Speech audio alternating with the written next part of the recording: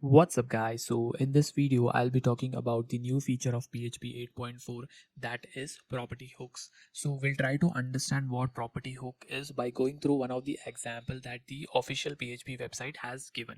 So let's go through their website and try to understand it. Here we are on the official PHP website and let's try to understand the new addition of property hooks via the example in the official document. Let's go through the definition what it has to say. Object properties may now have additional logic associated with their get and set operation. Depending on the usage that may or may not make the property virtual, that is, it has no backing value at all.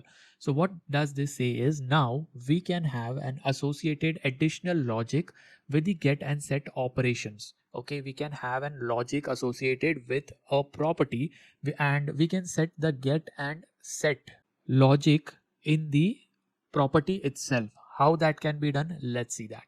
So here they have defined a public string with the name full name and they have defined the get logic along with it. Earlier what we used to do is if we have a variable with the name full name, we used to write additional two functions, that is get full name and set full name, and then we used to call those methods from outside of the class to get and set the full name of a particular user, right? Now with this, like with the property hooks, that has become much more simpler. There is no need to define separate functions for the get and set to to set and get the value of that particular variable. Now that need has been deprecated. Now we can directly add those logic when we define the property on that class. So here in this example they have defined a property full name and then they have defined what logic needs to be executed when someone tries to get the value of full name.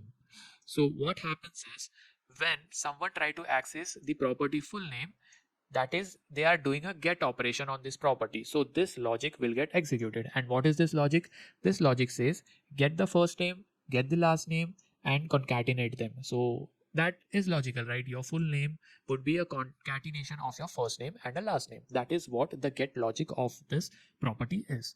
Moving on, next there is a public string with the name of first name, and whenever someone tries to set this first name value, the logic that needs to be implemented is str to lower, that is convert the value into lower characters and then do a capitalization of the first character, right? So if it is a Sam with all smaller letter SAM, so the first character S will be capitalized, that will be return. That is the set logic that has been defined here. Now there is one more property that is defined, that is the public string last name, and whenever someone tries to set the last name, this code logic will be executed. Let's see what it says. It says if the string length is less than 2, then throw an exception, that is invalid argument exception too short. Else then move on, that is set the last name to the value that has been given.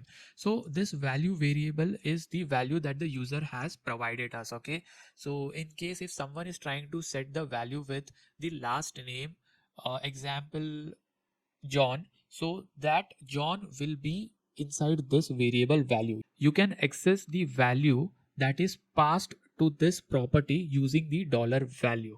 Okay, so it's simple, right? Now let's move down here. What they have done is they have created a new object for the person, that is this class. Then they have tried to set the property, right? That is P first name. So first name is basically this thing, right? So they have tried to set the property first name. And what happens when someone tries to set the property of the first name?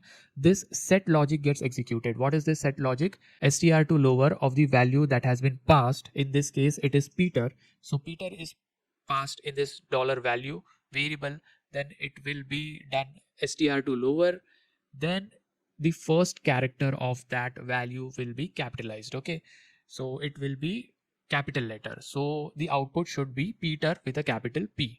That is what we are getting when we print the P first name, that is Peter with a capital P. So the set logic get executed whenever someone tries to set the value of that property. Moving on to the last name. Okay, so here again we are trying to set the last name with the value Peterson, and the last name logic is here, right? This is the declaration of the property and the set logic. Since we are setting the property, this code block should get executed. What we are doing here is, if the string length value is less than 2, throw an exception, which is not in this case because the value is greater than 2 length, like the length of the value is greater than 2. So we are setting it to the last name with the value, right? So the last name value is Peterson. Now what we have is, first name value is Peter with a capital P and the last name value is Peterson. Now, when we try to access the full name, when we are trying to access, what we are doing here is we are doing a get operation on that property. So full name is here and the get logic is defined here, right? So whenever we try to access the full name, this logic get executed, that is the get.